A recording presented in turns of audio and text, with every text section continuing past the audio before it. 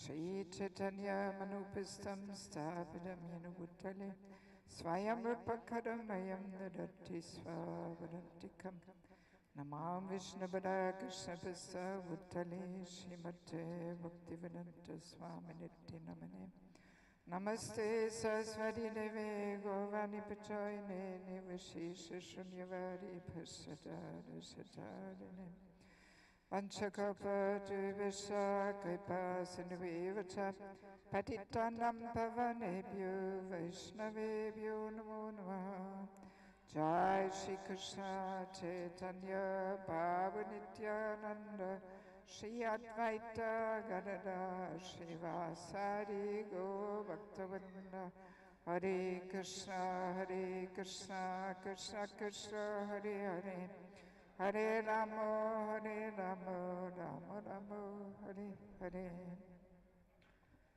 Can I have a little bit more sound?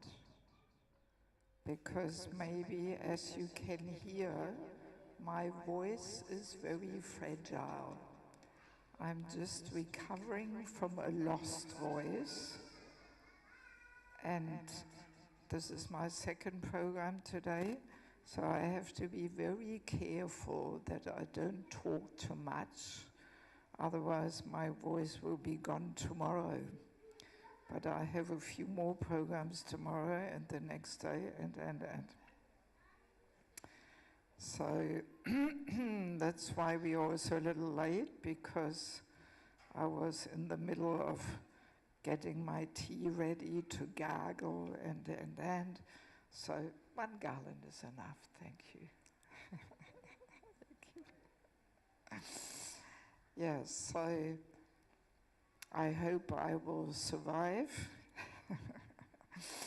So kindly excuse me if I may come to the point where I have to better stop, right? So, but nevertheless, it is my great pleasure to have the opportunity to visit you. So this is first time I'm visiting Hyderabad, and I'm starting to realize what a big and dynamic community you have here. So this is very inspiring. Yes.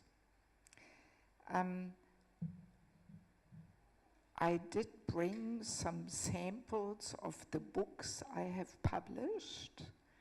Actually, I sent 2 boxes here, and they have already all gone. So what we do, I show you at the end the books, and anybody who has interest, I have a list of orders, and then I'll get another box sent from Mayapur. This takes only 10 days or something. So this is usually my system. When I run out of books, I take orders, and if you trust me, you can pay already up front, otherwise it will be hard for me to get the money. And yeah, so and maybe I can share a little bit why I'm publishing these books and why I feel such urgency for these books to get into devotees' hands. Because for over 20 years, I have been preaching in Bangladesh. And Bangladesh is a very special place. It's East Bengal. So most of Mahaprabhu's associates come from that side. Even Mahaprabhu's parents, and Rupa and Sanatana Goswami, Narottam Das Thakur, even Advaita Acharya, we always think he comes from Shantipur, but no. He comes from Bangladesh, and then later on he moved to Shantipur. So there's so many holy places there. And because it is a Muslim country, this actually preserves our Vaishnava culture immensely. Because the Muslims are not so fond of all the modern Kali Yuga ideas. So, and over more than 20 years, I've spent substantial time there. And I received a whole transformation. My whole worldview got put upside down.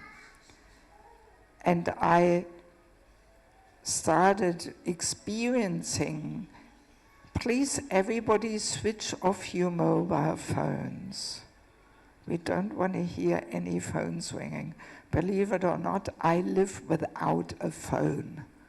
I travel the whole world and I don't have a phone. And I don't want one. Because it's such a distraction, my God. You know? Oof.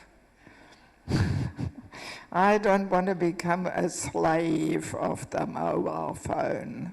Yes. Anyway, so yes, and in my time in Bangladesh, I learned so many things. How our Vaishnava philosophy is meant to be lived. And that's what inspired me to establish an institute for spiritual culture. Because I realized not everybody can be so lucky and spend so much time there and get these insights, that I realized devotees need some training and education in how to practically live our Vaishnava philosophy.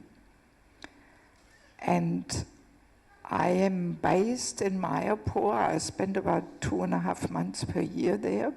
The rest of the year I'm every weekend in a different city, different country. So, and in Mayapur I'm teaching 6 courses over 6 weeks. And now I'm putting these courses in book form. And I am pretty sure they also will be relevant for you. Yes, there's a lot of really important topics.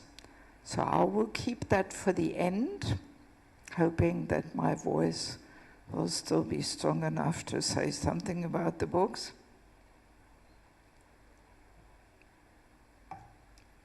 So, the topic for today is how to please a husband, how to satisfy a wife, right? Is that the topic? Yes? It's a big one. Usually I actually make 2 sessions out of it. How to please the husband, next session, how to satisfy the wife. So we're just gonna have to jam it all in one and keep it a little short. But even on this topic, there is some books there. Yes, and they say so much more than what I can say tonight. So, in order to understand how to please a husband, how to satisfy a wife, we first have to understand their natures. Because man, woman, they are not equal. The equality is on the level of the soul. And they are not only man, woman are equal, but all living entities. Pandita Samadarshana, the Pandit sees every living entity equally. So, but on the level of the body, man, woman are so different because they're meant to play different roles, right? Yes. So maybe let's first have a look at the man's gross and subtle body, or those souls that are in the man's body. Let me ask the man, what are the 3 purifying duties of a man? What is he meant to do? I hope you know. Huh? Huh? What's the first word? Take care. Well, the wife is doing that too, right? But what is he doing? Yes, he's protecting. And what else? According to Krishna's idea, system, protect. And provide, exactly. In Krishna's system, a man is meant to do that. Today, things are a little topsy-turvy already here in India. But according to Krishna's system, it's the man. Protect, provide, and what's the third one? Huh? He is meant to take charge. Protect, provide, and take charge. Yes. And I find it very fascinating to discover how Krishna puts exactly the right qualities and natures into the gross and subtle man's body, so that he wants to play those roles. Yes. So that's why man's body is stronger as a rule, so he can protect, he can provide, right? Muscles are stronger. And also the subtle body is more rational, because when you fight with a tiger, you can't allow yourself to get emotional, right? So that's why the mind intelligence is more rational. Also, women are very good in multitasking, because as mother and wife, they need that. But a man, not good in multitasking. I experience this all the time when I try and arrange programs, and when I say to somebody, let's already discuss this and this and this, and then I get the answer, no, Mataji, let's first do that, and then we think about the next thing. You know, so that's typical man's nature, because again, when he fights the tiger, he can't multitask, right? Yes. So all the right qualities and natures are built in, you know. Also, I hope you don't mind me saying this, but the male false ego is pretty strong. I'm sure all the ladies who are married, they have an experience of this, right? Yes. So, and that stronger false ego motivates him. So he wants to take charge. If it wasn't for the false ego, he may not even want to play that role. But somebody has to play it. And he's got the challenge to take charge without false ego drive, but as humble servant, right? In Krishna consciousness, we are meant to get off the false ego platform. So that's a challenge, you know. Yes. Yes, so Prabhupada says, by nature, a man, the husband wants to be in the superior position. By his constitutional position, he wants to be superior. And Prabhupada says, and the wife, by her constitutional position, she is subordinate. In the Western world, I cannot even read this quote. People hit the ceiling when I say this, you know. But I think here in India, are you broadcasting? I hope nobody from America watches this. Otherwise, I'm in big trouble. They will not receive me there anymore, you know. Yeah, I mean, this is such a heated topic, this whole man-woman thing, you know. Yes, but sorry, it's Prabhupada who says it. It's not me. I'm just repeating what Prabhupada says. It's all there in the Bhagavatam.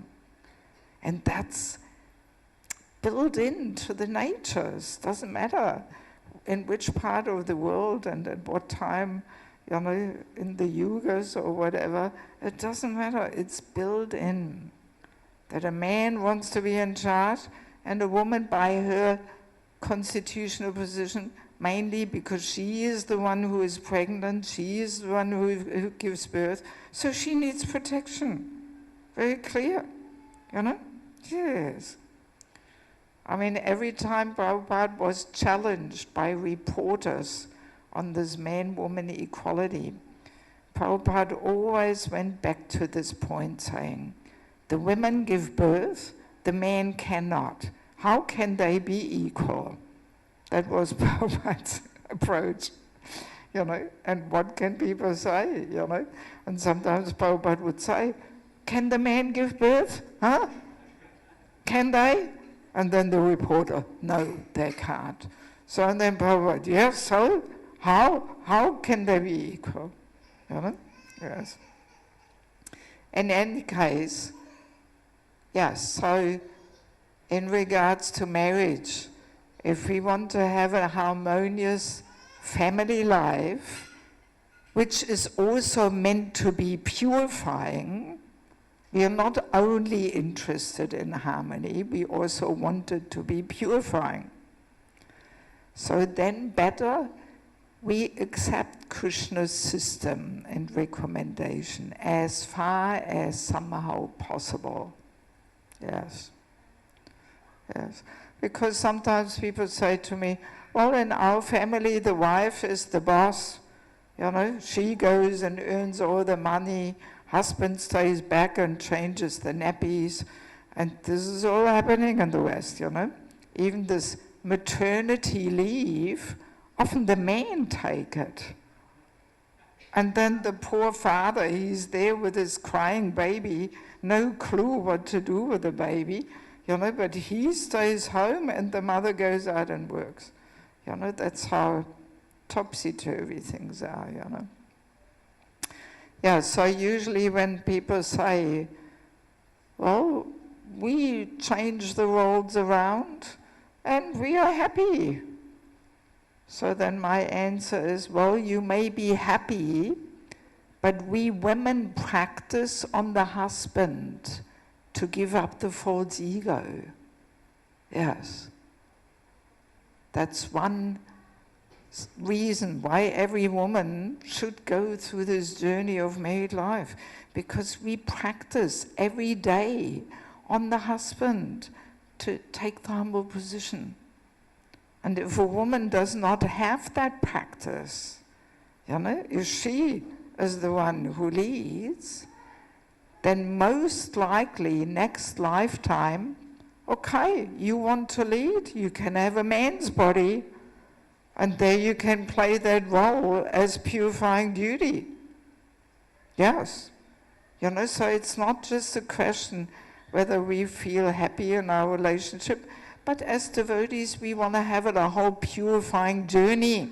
We want to go back to Godhead. So, and the more we follow Krishna's recommendations, the more purifying it will be. Yes. Yes, so now understanding the man's nature, he wants to be in a superior position. That makes it very already pretty clear how a wife is meant to treat him, right? So a husband wants to be the hero for a wife. Yes, he wants to be the hero. And she has to treat him like that. Yes, she has to treat him like that. She has to look up to him. Actually, let's quickly look at the roles of the wife. So, yes, what's the 3 purifying duty of a wife? What's the first one that only she can do? She gives birth, right? So, and then what does she do after giving birth? Love and care.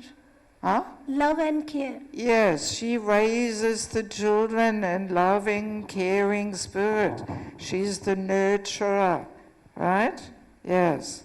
And then the third one. What is the third role she plays? That's a little tricky.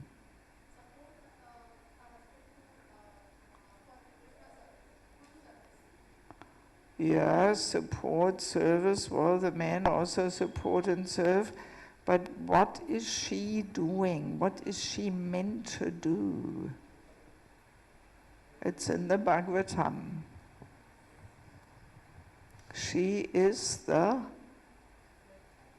Huh?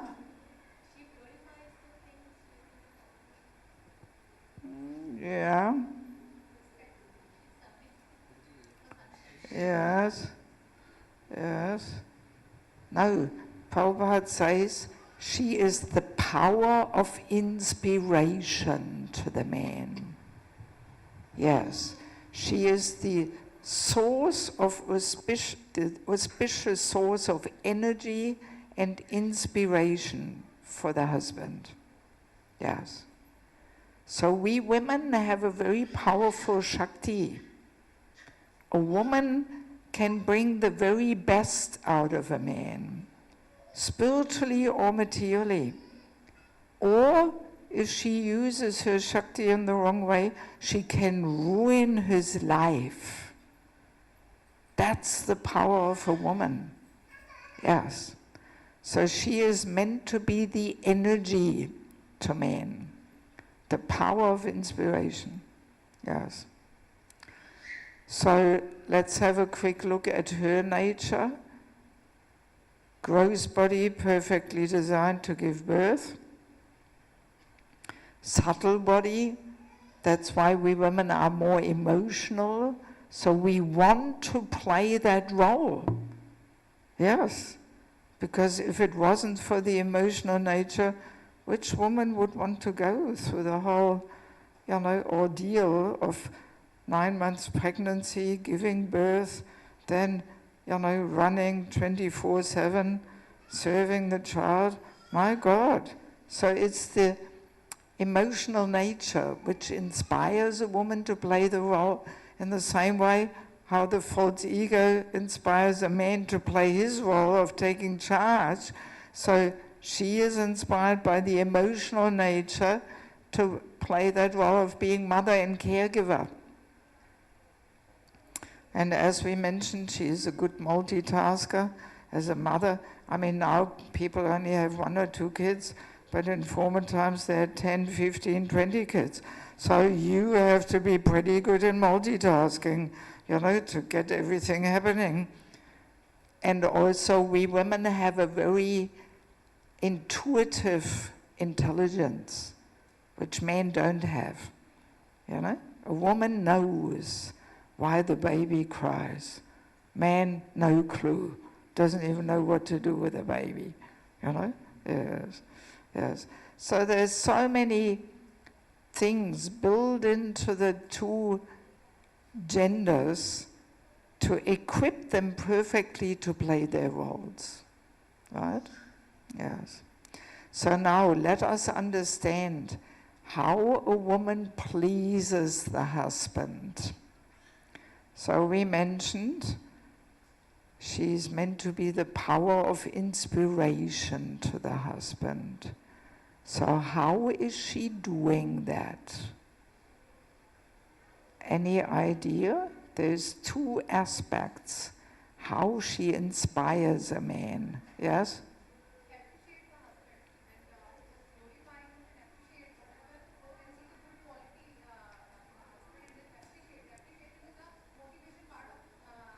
Yes, yeah, very true. Actually, there is 2 things a wife should say as often as appropriate. And of course, it should not just be lip service, but really coming from the heart. 2 very simple things. The first one, well done. Second one, what a good idea.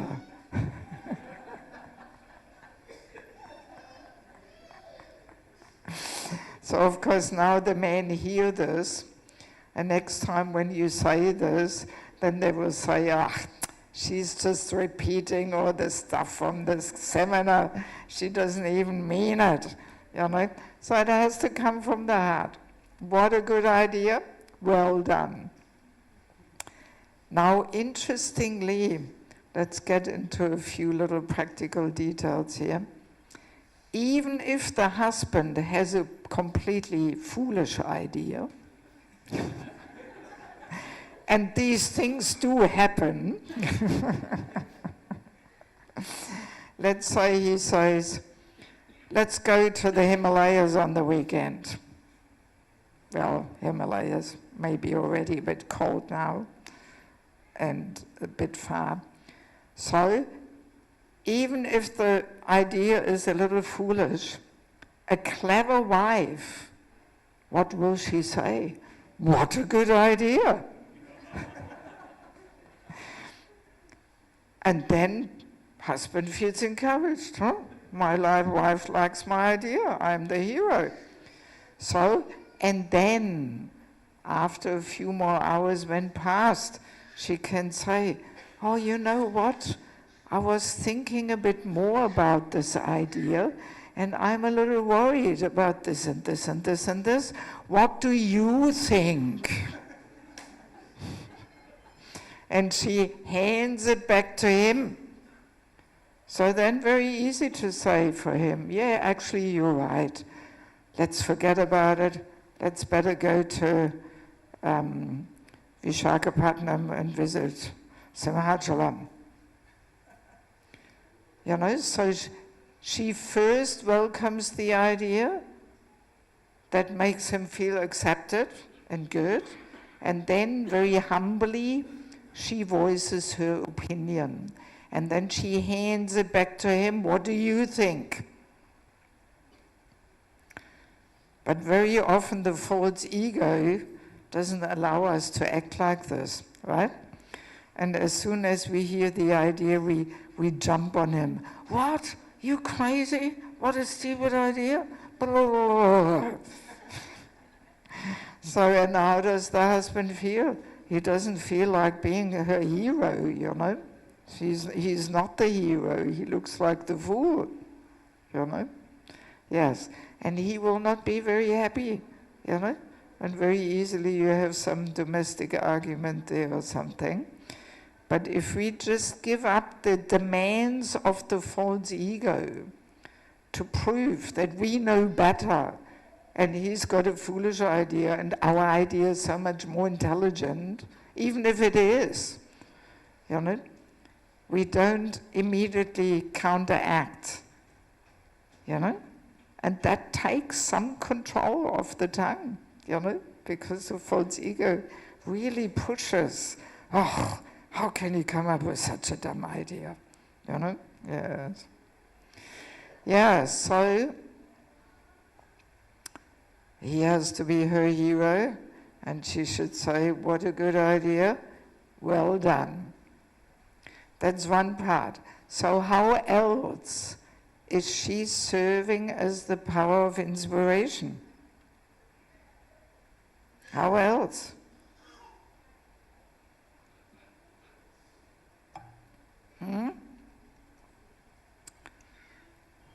Shall I help a little bit? Huh? To do what?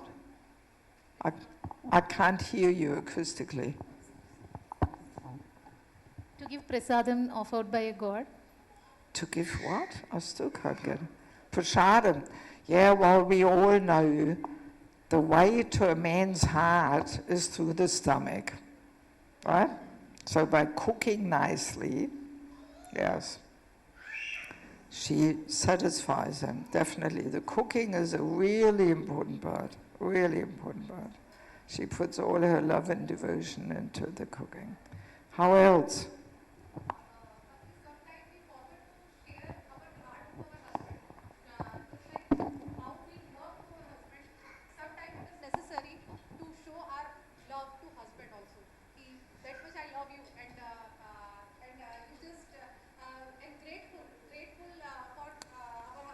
Yes. You are doing, you are taking pain for us and Yes. appreciate him in this way and show our love, how much I love you. So Okay. it's also helpful for a good gೃಹಸ್ಥಾಶ್ರಮ. Yes, yeah, very true, very true. I would kind of put that in the category of him being her hero, you know? They're all little details how we show, really, that he is our hero. So now there is another thing which does inspire a man, and that's the feminine beauty of a woman, right? That's why It is the duty of the wife to make herself beautiful and decorate herself. And just to make sure she wants to play that role. That's why we women are more on the bodily platform of life. We are more attached to the body. And that inspires us to make ourselves pretty and put some makeup on and some decorations and all that. Can we somehow pacify the children a little bit? Otherwise, they're too much in competition with my fragile voice here, and I think they will win, you know.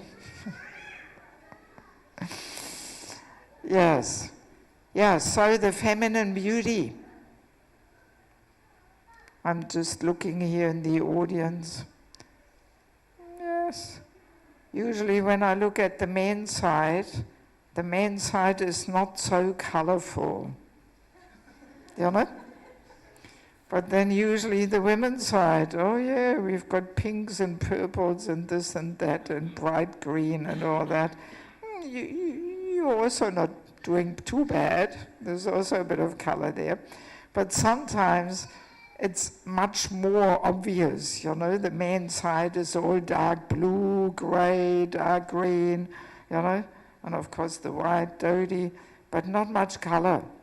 Many men don't like to wear bright colors, you know, but the women do, even though we have a few ladies who are more in the darker colors here.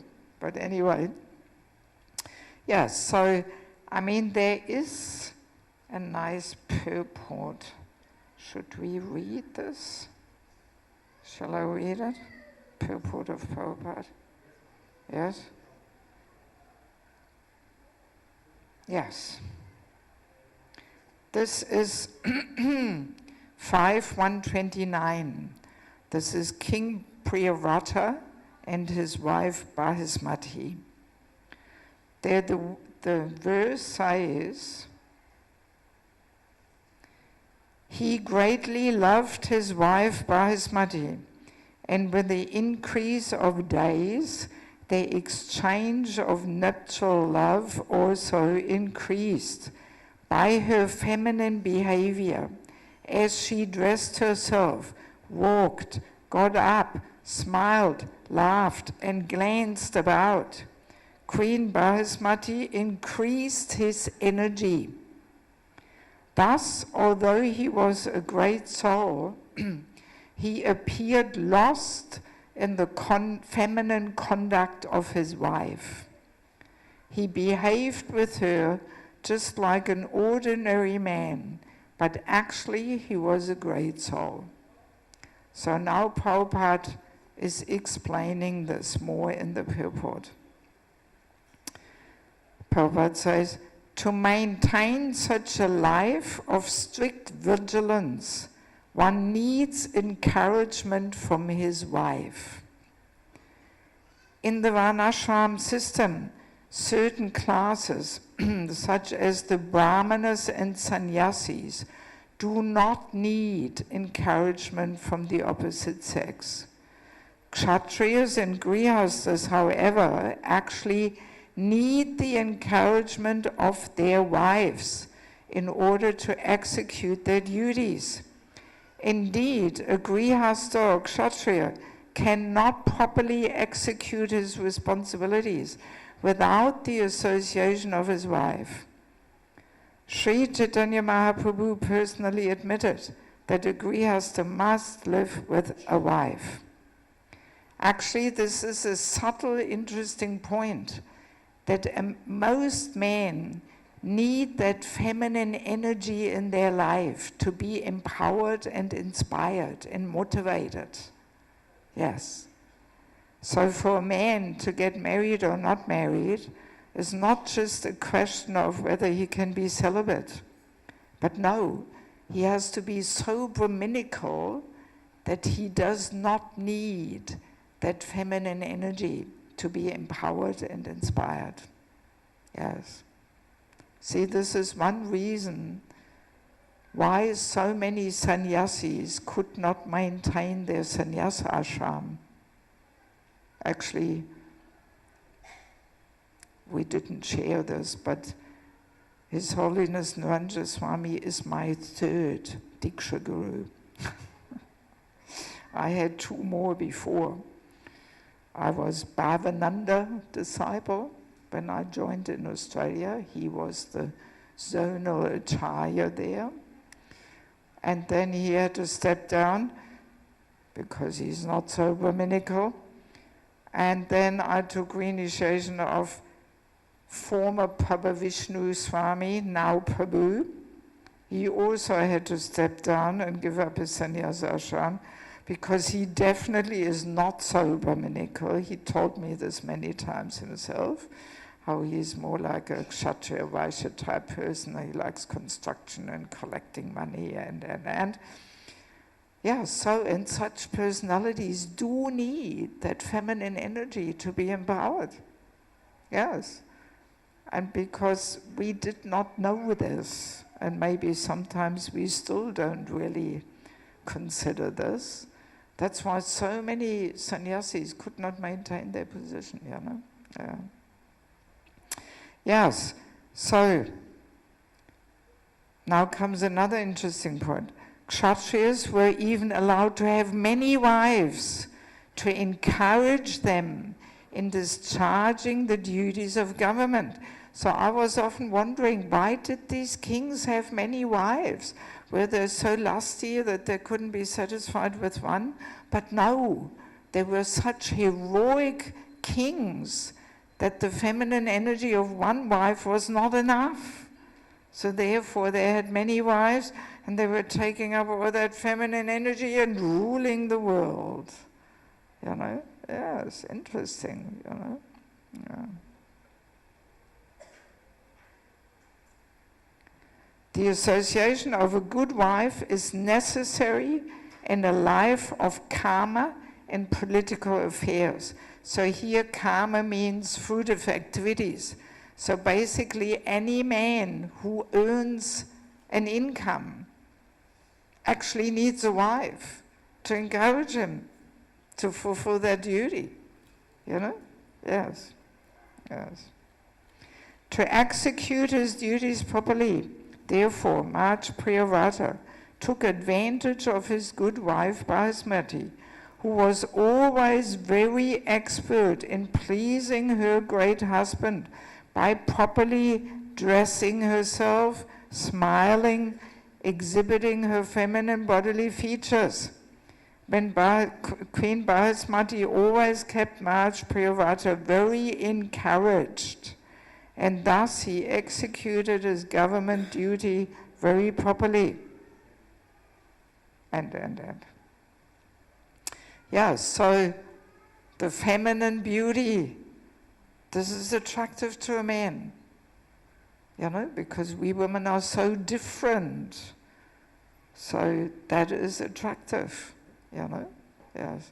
So every man likes to have a beautiful wife next to him, you know, and that encourages him and inspires him. And there is one more thing, how a woman gives her Shakti to him by taking the subordinate position. This is how she gives her energy to him. I like to give the analogy of a rocket flying into the sky. So the fire is underneath the rocket. It's not next to the rocket, and it's not 3 steps above the rocket, but it's underneath. And that makes the rocket fly into the sky. So in the same way, when a woman takes the humble position, only then she can play her Shakti towards him and let him be the hero.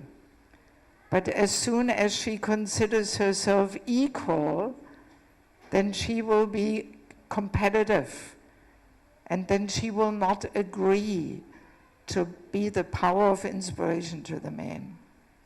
Yes. So that's why it is so important that we women take the humble position towards a man, so we can play this rather fascinating role of being the power of inspiration to a man. Right? Yes. So it's good to know. You know? Yes, also remembering that the male false ego is stronger. So for us women, we have to learn how to make this male false ego our best friend and not our enemy. Yes, very important, very important. So,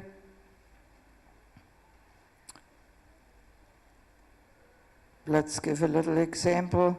I was once staying with one family in South India, and they were telling me, he was saying, whenever I have to make an important decision for our family, of course I'm going to ask my wife what she thinks, because she serves me so much. She gives me so much for support. She's my better half. So how can I not ask her, you know, for her opinion?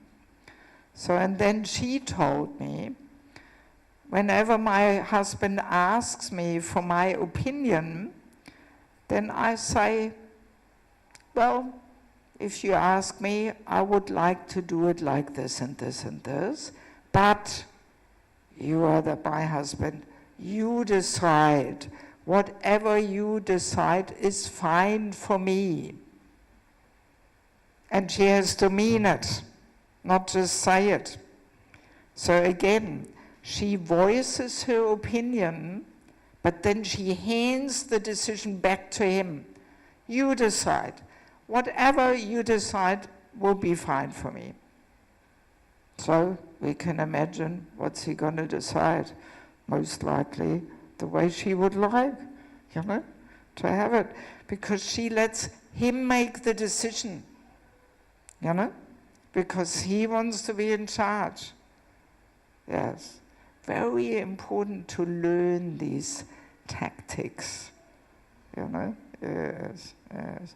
Rather than threatening, oh, we have to do it like this, and if you don't do, oh, I can't, you know, tolerate, and will not be very inspiring for a man, you know, to please her if she comes like that.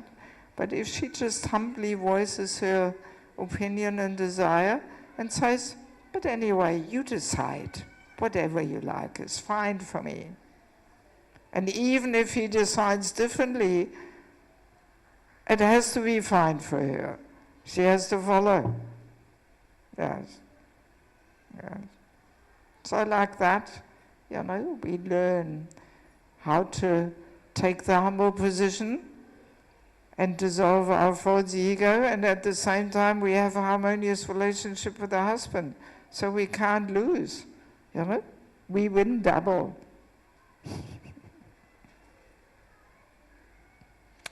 Yes. And actually it is said, a woman has the power to actually conquer her husband's heart through her service. Actually, Srimati Radharani teaches us, you know, she controls the supreme controller, not by pushing him to do what she wants him to do, but through her devotion, through her love, through her selfless sacrifice. That's how she conquers his heart. And a woman has that same Shakti, you know, the same principle in a perverted reflection also takes place between men and women in this material world.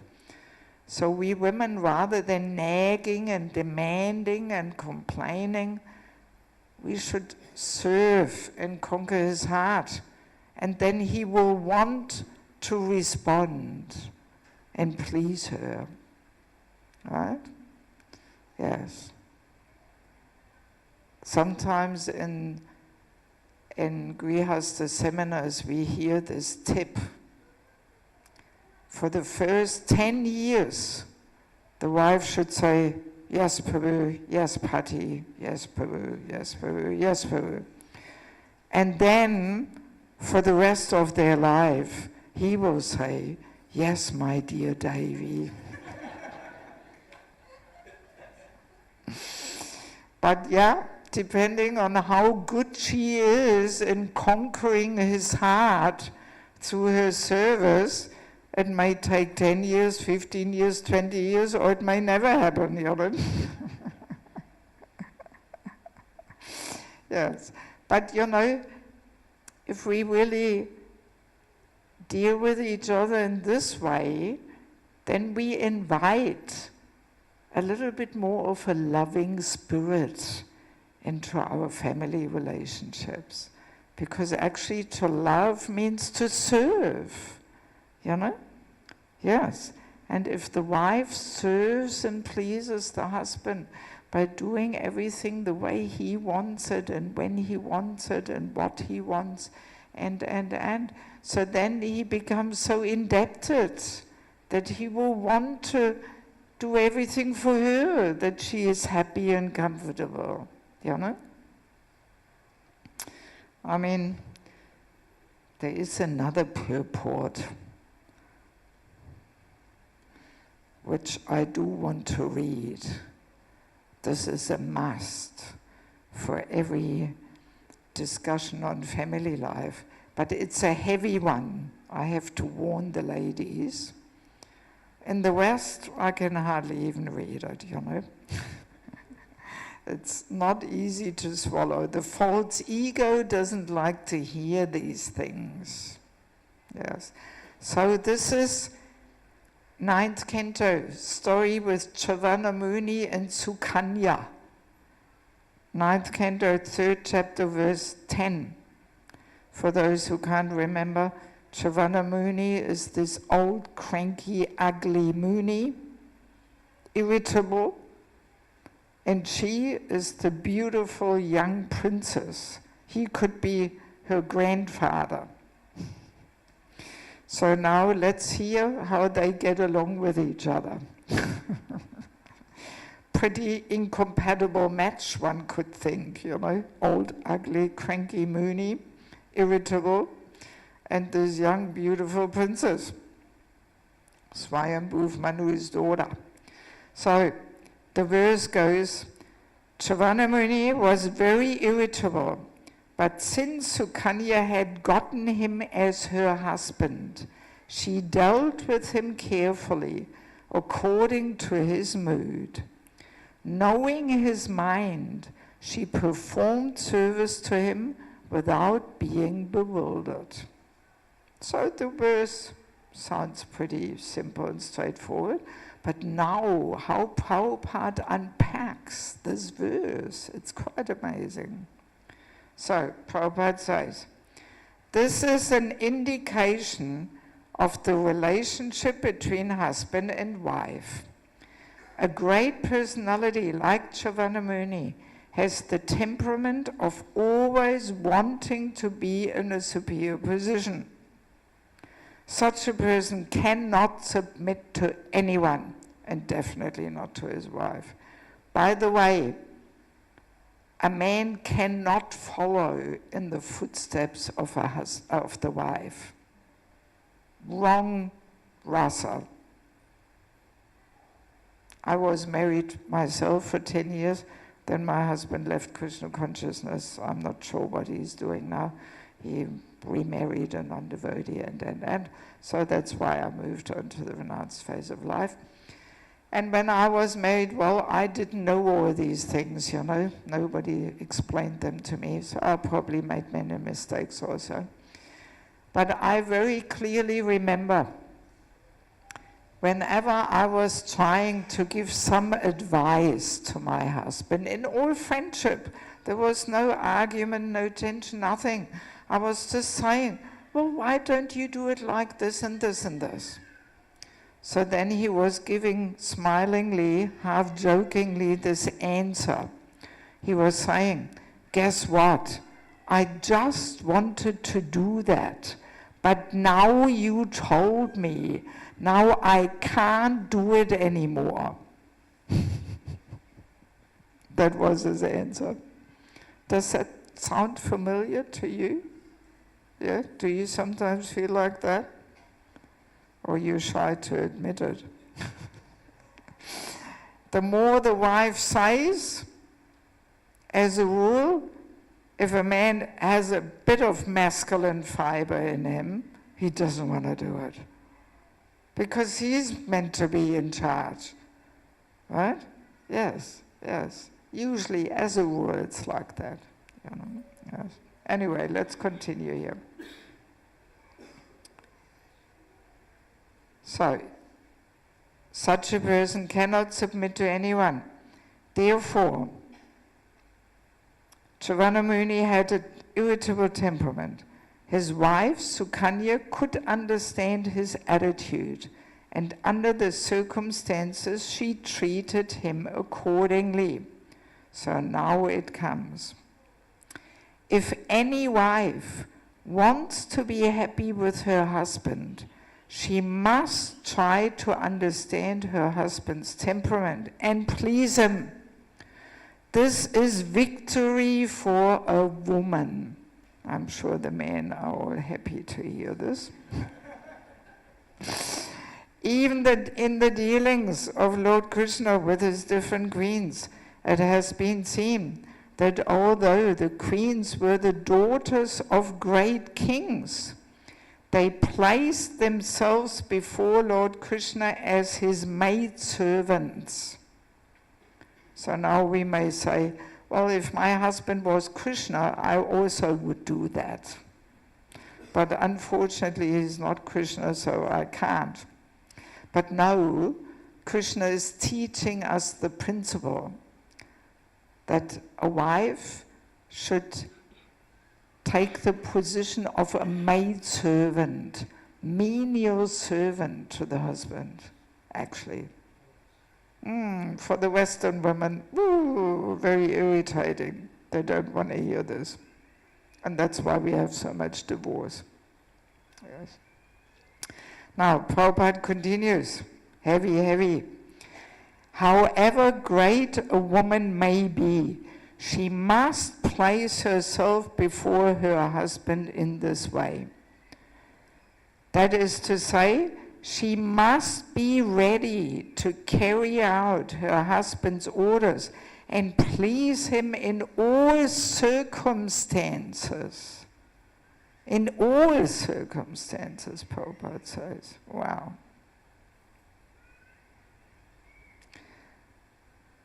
Then her life will be successful. When the wife becomes as irritable as the husband, their life at home is sure to be broken, disturbed, or ultimately completely broken. In the modern day, the wife is never submissive. Ooh, heavy. Prabhupada slams the fist on the table here. In the modern days, the wife is never submissive. And therefore, home life is broken even by slight incidents. Either the wife or the husband take advantage of the divorce laws. According to the Vedic law, however, there is no such thing as divorce laws, and a woman must be trained to be submissive to the will of her husband. Whew, hard to digest. A challenge for the false ego. Yes. Now, Prabhupada understands exactly the Western mentality. He says, Westerners contend that this is a slave mentality for the wife, but factually it is not. It is the tactic by which a woman can conquer the heart of her husband, however irritable and cruel he may be. Wow. So ladies, it's just a tactic. That's all it is. Yes, it's the tactic how we can conquer a man's heart. Yes. And transform it, you know. Yes. The rest we will skip. So that's the power of a woman. A woman can transform a man's heart, even if he's cool, Prabhupada says. But a man doesn't have that power.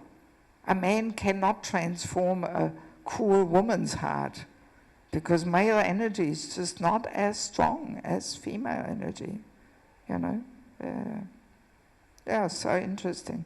But very heavy. Prabhupada makes it clear, you know, that how a wife should serve and please him in all circumstances, you know, yes. And then she conquers his heart, and then he will naturally want to reciprocate, hopefully. Maybe we move on to how to satisfy the wife, right? We don't want to talk too much here about how to please the husband. But ultimately, Prabhupada is saying that the success of a marriage is in the wife's hands because of her Shakti. If she does the right thing, usually everything falls into place, you know, yes. Unless he is completely, you know, abusive and hard-hearted and cruel and, my God, you know, so then, yeah.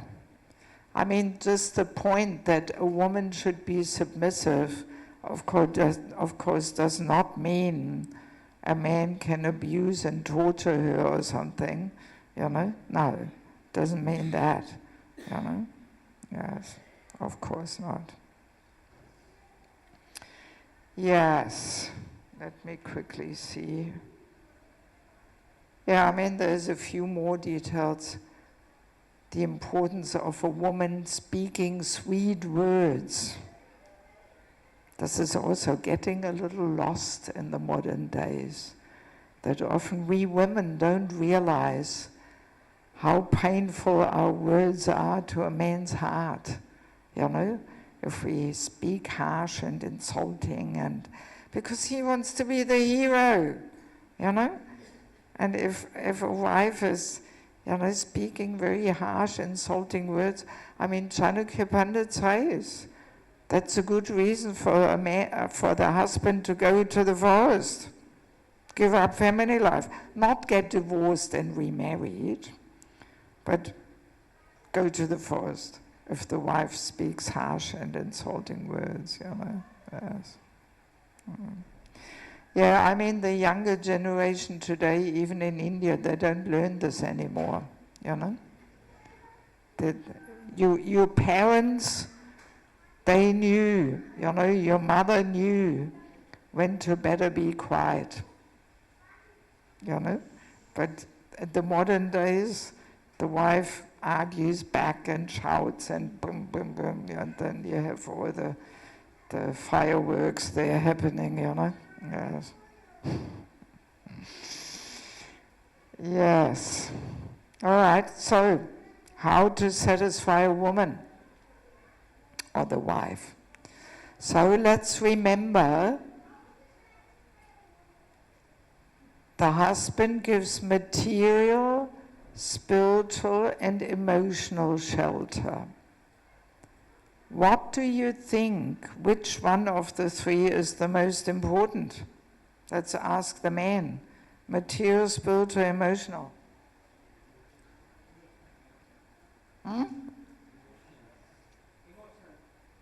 Good. Most people say spiritual. But spiritual, well, internet, you know, we can find so much inspiration there on internet. And material, well, we women are also clever enough. If we have to, we can also find some ways of earning some income. But emotional shelter, this is actually one of the main reasons why we get married. So our emotional needs are fulfilled in a healthy and balanced way. That's one main purpose of married life, actually. Because if our emotional needs are not fulfilled in marriage, then very easily they enter other relationships. Even sometimes with a guru, that a woman expects some emotional satisfaction coming from the guru, which is not what this relationship is meant for. But if all the emotional needs are in a healthy way satisfied in marriage, that frees all other relationships from these emotional needs and keeps them more pure, more spiritual. Yeah.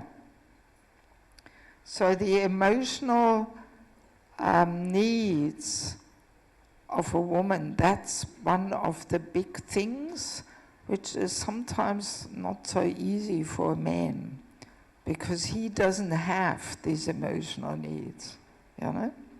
Yes. So,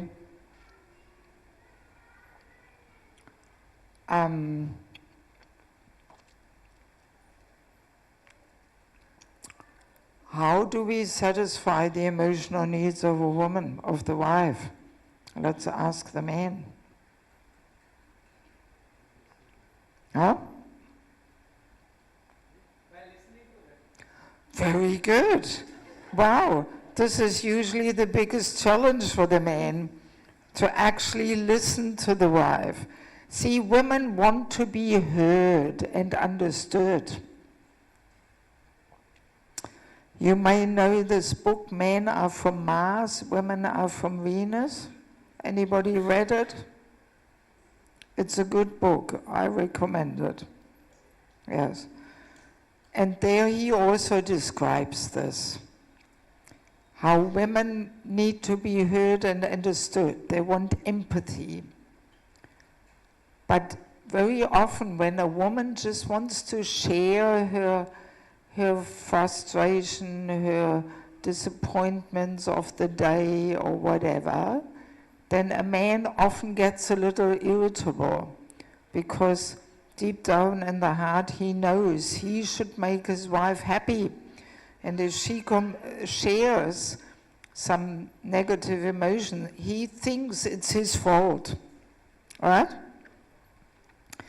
And then he tries to be the Mr. Fix-It. He gives the solutions. But imagine that. Women don't want solutions. They want to be heard and understood. So if he gives the solutions, why don't you do it like this? Then she feels he doesn't even understand what I'm going through. Right? Yes. So, and this is for many husbands a real challenge, you know, to actually hear and understand his wife. And all he has to do is make the right noises. You poor thing. I know how you feel. This must be very difficult for you. I'm here to give you all support. Never mind. And you give her a hug and a kiss. That's what she wants. She doesn't want to hear the solutions. Yes. But this is often, for men, this is like playing a stupid game, you know? Well, you know, that's what it means to be in a woman's body. We have the emotional nature, and a husband has to understand and satisfy that and fulfill these needs. Yes. So, and how else is he fulfilling the emotional needs? What else is he meant to do?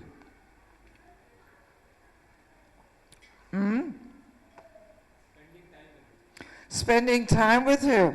You are excellent. Yes, because sometimes, you know, the men don't understand that. Because see, for men, the main source of satisfaction is their achievements. Because they are meant to move things forward in the world. That's the man's role, you know. So their achievements give them the main satisfaction. But for us women, our source of main satisfaction is the relationships. And again, that's built in because we are the caregivers and the relationship managers and the harmonizing energy there.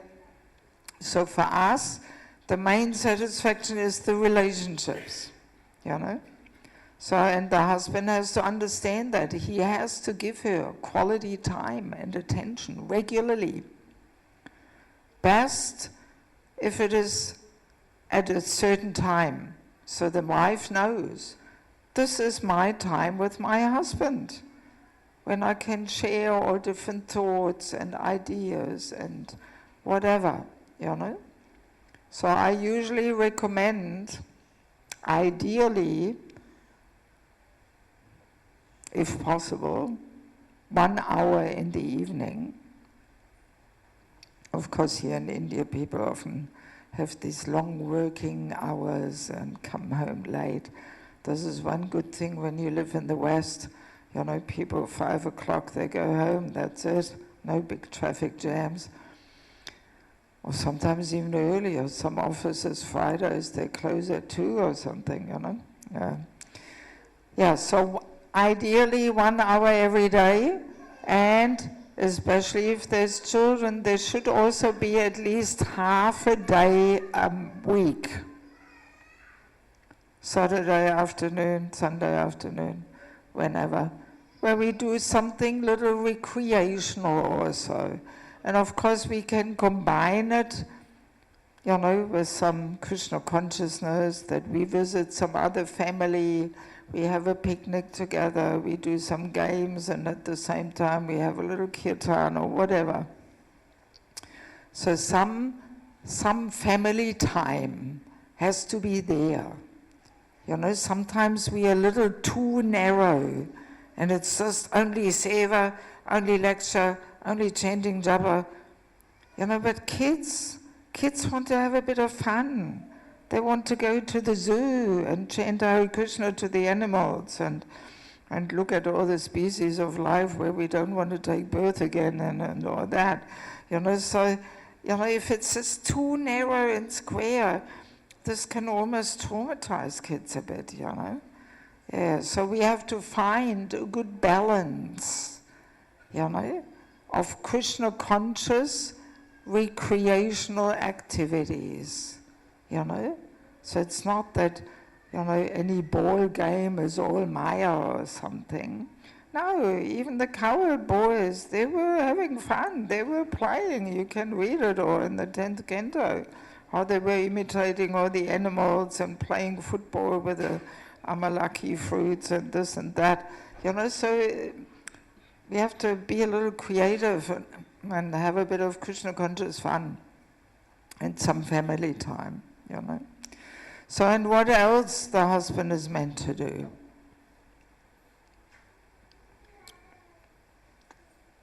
What else? Appreciate. So, and how do we show our appreciation? Exactly. You got it right. You're pretty good here, you know. Yes. Sounds like you got it all right. Yes. I mean, you know, sometimes in the West, the men have no clue how to give this emotional support. You know, and sometimes they ask me, so what's this emotional support all about? And I tell them, well, just buy a little gift. Gift? Like what? You know? Well, some nice earrings or some hair toy or whatever. And they're okay, you know. Yeah, so, I mean, there is quotes. We don't have time to read them all, but they are in some of the books.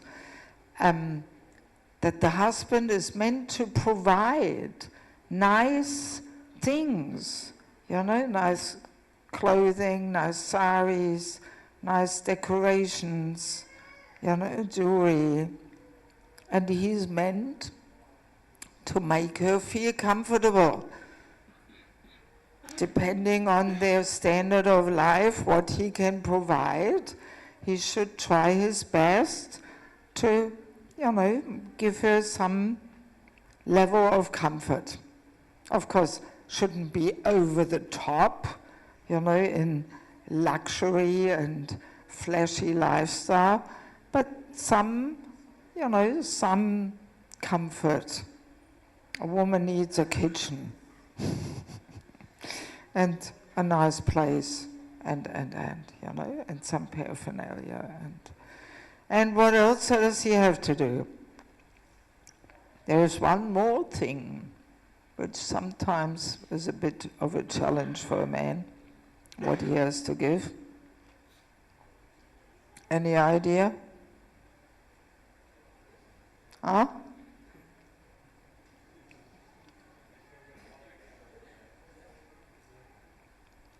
What's a husband meant to give to the wife?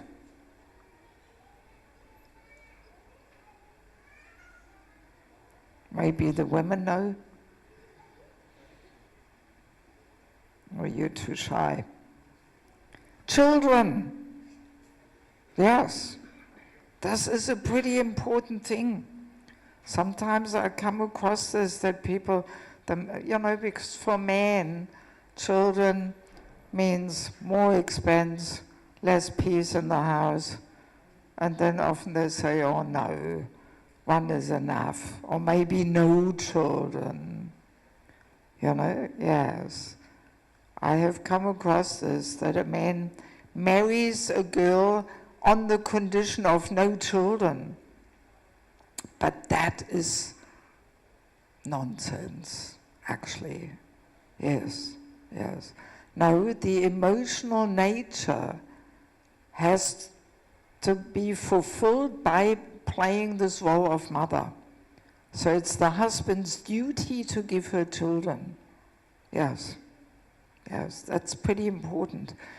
I have seen this so many times, that if people artificially, they try and bypass the seemingly austere thing of having children, usually it backfires. Then usually the wife's emotional needs are not fulfilled and she becomes emotionally dry, and then often so many health problems come and mental disturbances come.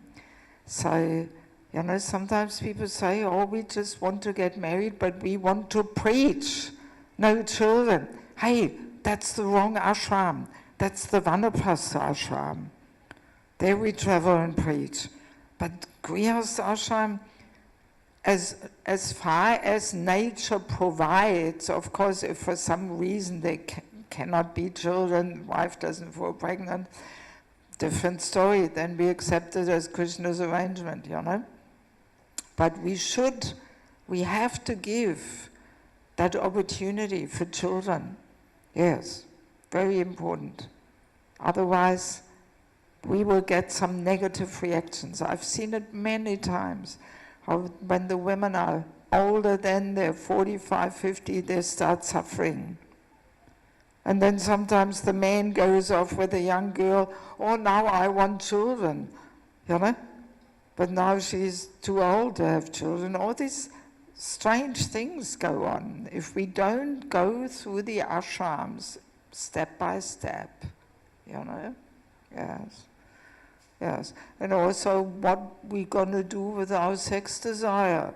We are meant to use it in Krishna's service and have, take responsibility for the outcome and bring up children in Krishna consciousness. If we take this seriously, it puts a whole different dimension on family life. If the wife and mother really understands, she plays the role of being the first guru. And she really gives her heart and soul to this role. Child hears in the room everything, every emotion the child feels. The child gets her consciousness. If we take these things seriously and really prepare, perform Garbhadan Samskara, invite a special soul to take birth in our family, wow, this is a whole big thing. Yes, it really, it impels and inspires husband and wife to be actually Krishna conscious if they take this role seriously, yes, yes. Yes, so we should not think that children are an obstacle. No, no. We may have to put our plans a little bit on the back burner for some years, but that helps us to become selfless. Yes, yes. So there's so much purification in this married life. Externally, it may look like we are not making such big contribution to the mission, but the main purification takes place internally, just by learning to tolerate, to become a humble, selfless servant. That's what we learn in family life. Yes. So there's so much internal purification taking place. And then, after family life comes the Vanapasashram, something which is not established in ISKCON. I have a whole 15-hour course on the Vanapasashram. That will be my next book, which I will start writing next year, Vanapasashram. Yes, and that's when we, once the kids are grown up, so then we reduce our worldly activities and we dive deep into, Shravanam, Kirtanam, preaching, sharing our life experience. Then we have that purification which we received during family life, if we make the family life into an ashram. So, and then we share and preach and spend more time in the holy Dham and yes. So it's all perfect, step-by-step purifying journey, Yes, let me see, what else do we have here on the list?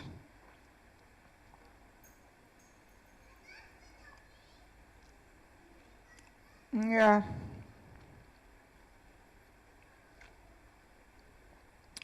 Basically, maybe we will leave it at that for today. Let me see if we have some questions, since it is such a practical, relevant topic.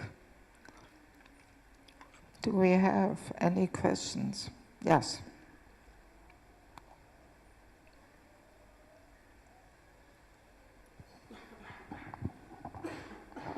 Thank you so much, Mataji, for the wonderful class, and it will help us for our Grahastha Ashram. Thank you so much for that. And one question is arise in my mind, that how we do it practically. Actually, when mind says our false ego and other thing goes up, then how we control it, and what should we think and how can we control it in a practical way? Just as you told that we should humbly serve the husband. So when our ego is up, then there is nothing is come in our mind. So what should we do? There's a whole book about it. Hari bol. The false ego, our constant companion and troublemaker. I think the title speaks for itself. Yes, there's so many things in there, because married life can be a battlefield of false egos. Who is right, who is wrong, just see, I told you, and. Well, maybe I share 5 steps, which I usually recommend, and you find them in the book too. I usually recommend these 5 steps in any kind of internal transformational work where we want to transform our patterns of behaviors. Yes, because we are actually often so trapped in our false ego patterns of behaviors. Not so easy to get out of them. So step number 1 is always hearing about the topic, how the false ego affects us. I have also a 10-hour seminar on the false ego. You know, you find these things somewhere on the internet, or the book has so much more in it. So step number 1 is always hearing how the false ego gets into our way, because it is so subtle. Very often we don't even detect it. We don't identify it. We don't even realize that we are in the grip of the false ego. Yes, we don't even realize. So that's why I felt inspired to write a whole book about it. So first step is to hear. Second step is to desire to kick it out and transform these unwanted patterns of behaviors. That strong desire has to be there, that we realize, as long as I'm trapped in these false ego patterns of behaviors, I will not be able to go back to Godhead, no chance. So I have to do some internal work, I have to do something about it. And by the way, it's not only the women who have to work on it. So as we mentioned, we women practice on the husband how to give up the false ego. So let's quickly understand, how do the men practically give up their false ego? Any idea? Any suggestion? What? Listening to the wife? I mean, also there's some purification, but the main and foremost way, I think I soon have to stop talking, especially if the kids are so loud. So what is the way for the men to dissolve their false ego?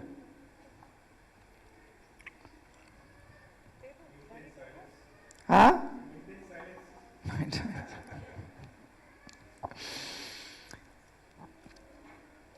You're looking in the wrong direction. It's outside of married life. How do the men dissolve their false ego?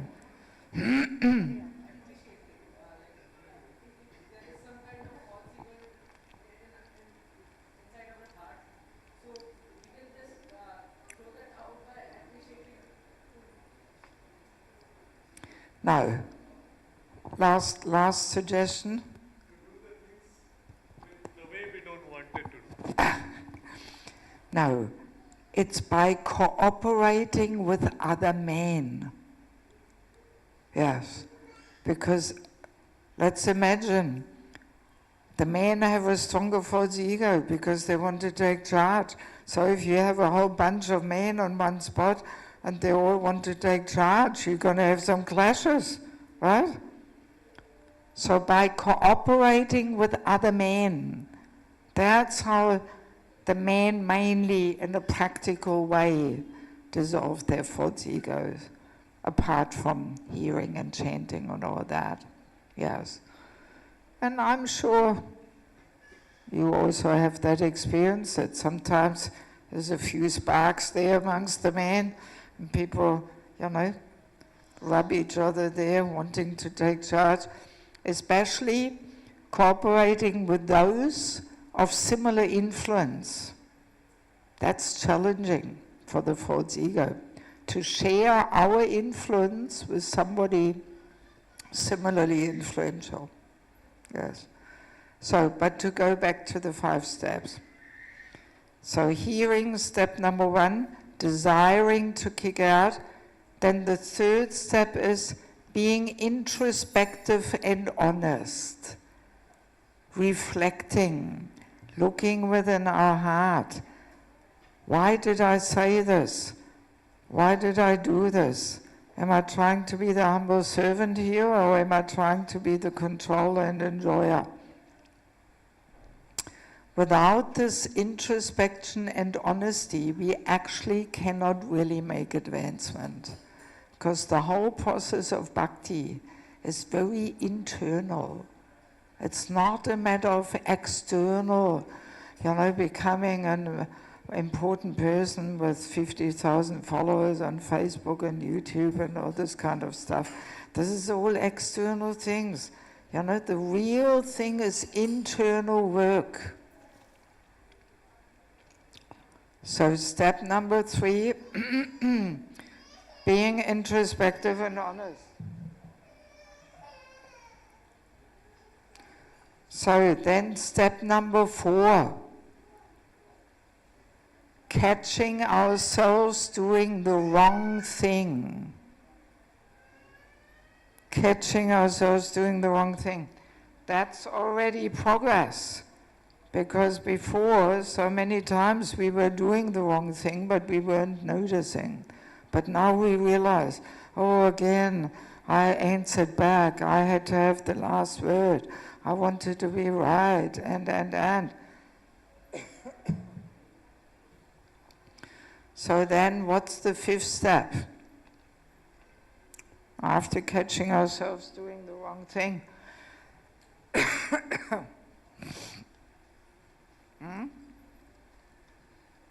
What's the next step? Huh? Taking action, well, if it was so simple, we may think, okay, I'm not going to do it again, and then 2 hours later we do it again. No, what do we do? What do we do? Huh? Well, as I'm saying, if it was just so simple, we may tell ourselves so many times and then we do it again. What do we do?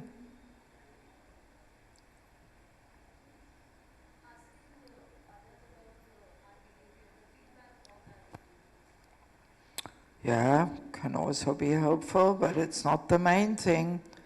Main thing is crying out to Krishna. Calling Lord Nrsimhadev with his sharp nails to perform the heart surgery and remove this Hiranyakashipu within our hearts. For its ego is so subtle and deep-rooted. We have been carrying it with us for many, many lifetimes. We cannot free ourselves out of our own strength. We need Krishna, yes. Anyway, I feel my voice is getting tired, but I do want to quickly say a few things about these books. So, the false ego, our constant companion and troublemaker, very insightful. All I can say is it has helped me a lot to detect how my false ego gets into my way and pushes me to say and do things which I shouldn't say and do. So if it helps me, then maybe it will help you too. Very practical, like even when we get offended, how often does that happen? Well, it's the false ego crying out for justice. And there is also a chapter on chanting the holy name, because I do conduct holy name retreats. So how to change japa so it actually helps to dissolve the false ego, and how to chant in kirtan so we don't feed and boost the false ego. Because in the name of Krishna consciousness, we can feed and boost the false ego immensely instead of dissolving and subduing it. It's all going on. So here you will get a few insights. Then we have spiritual culture, Krishna's divine system. This book is actually about the whole man-woman dynamics, how we women are meant to be the power of inspiration, and so yeah, the whole gender confusion. Any woman who wants to have harmonious relationships with men around her, you better check out this book. Very important for young girls also, teenage girls. And any man who wants to get the support and empowerment of a woman, you also better check out this book. Actually, many temples use this book as a handbook for brahmachari training, even though the whole book is about women. But the men, and especially the preachers, they have to know the role of a woman in society. You know, yes, because there's so much confusion over this now, so much. Yeah, so how will Lord Chaitanya's Sankirtan movement get strong if we don't get this gender confusion right? You know, yes, yes. So, and it's very helpful for married life. It has saved a lot of marriages already. Yes, people write me and they tell me this, you know. Then we have sheltering relationships. This book is about the importance of having a counselor. That just having Diksha, Shiksha Guru, not enough. We need a more experienced, well-wishing friend who helps us to balance things, especially in married life. Any marriage problem can be solved if both accept guidance from a counselor and are willing to work on themselves rather than blaming the other person. Yes. We have lost a lot of devotees over the last 50 years because we did not understand the importance of counselor. Yes, very important topic. And then we have entering the Grihastha ashram. How to do it, how not to do it. It's actually a handbook for matchmaking.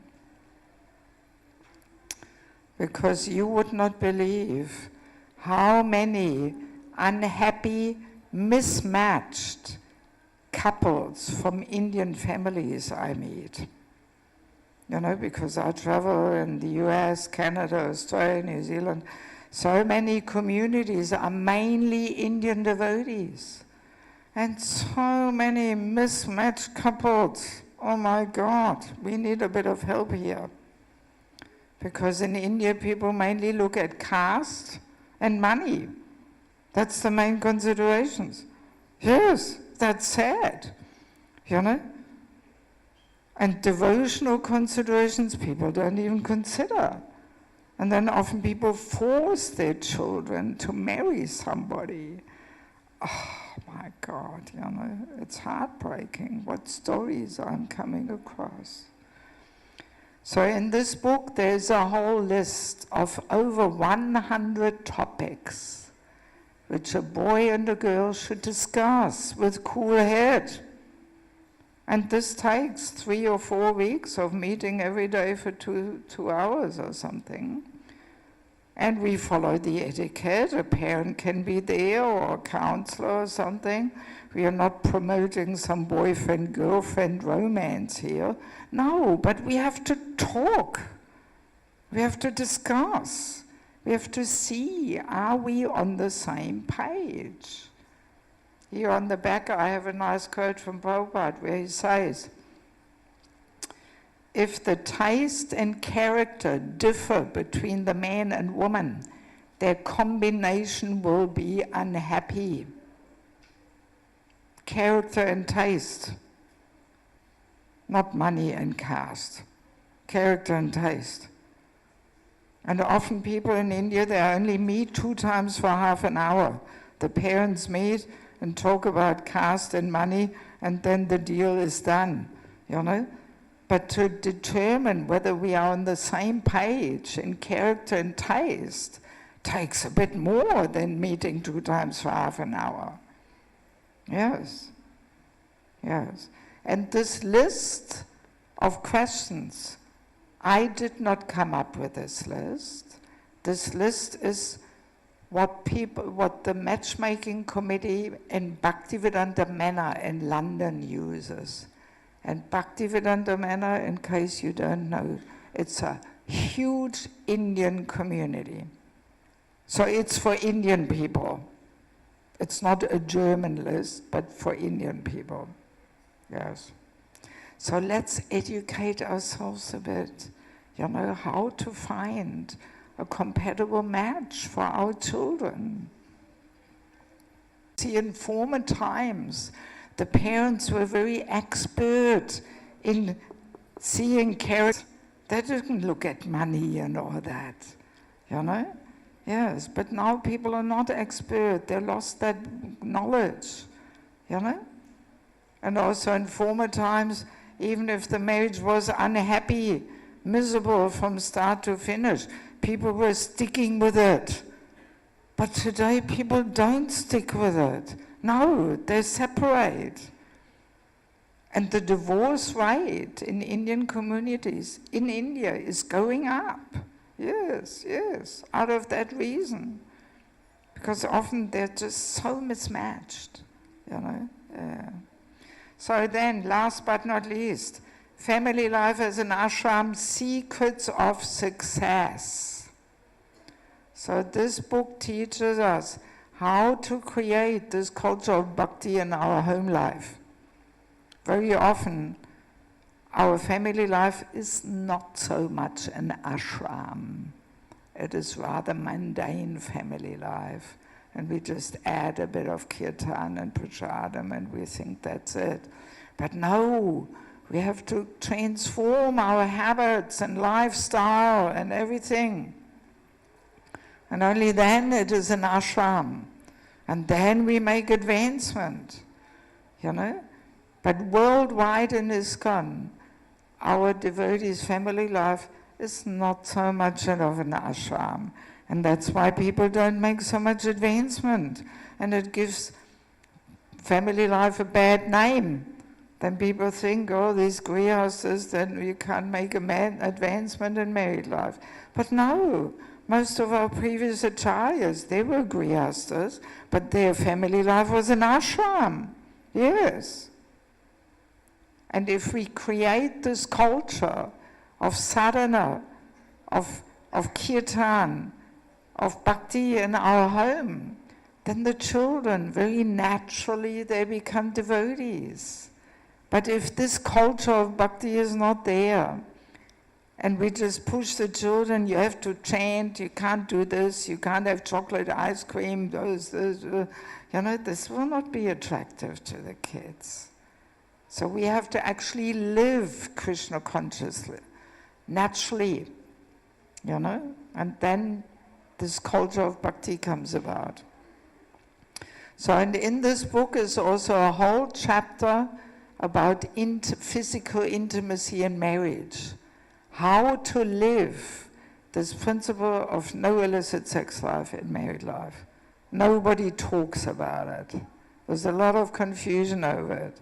It can even break up marriages and create so much marriage problems if people don't know, in a more mature and deeper way how to apply this.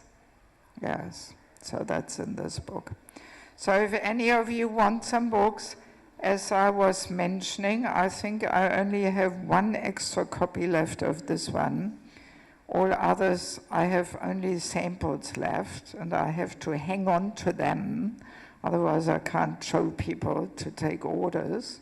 So, but if you want books, I've made a list where you can put your name and phone number down and which books you want. These 3 books are 350 each. The other 2 are 300 each. Many people get the whole set, 1,650 rupees. And you can pay cash or through phone. Okay? All right, thank you so much for your kind attention. Srila Prabhupada ki, Samaveda Bhaktivinoda ki, Gaura Premanandi, Hari Hari Bol, Hare Krishna. Hare Krishna. So we are very, very grateful to Devaki Mataji for giving such amazing discourse. Like,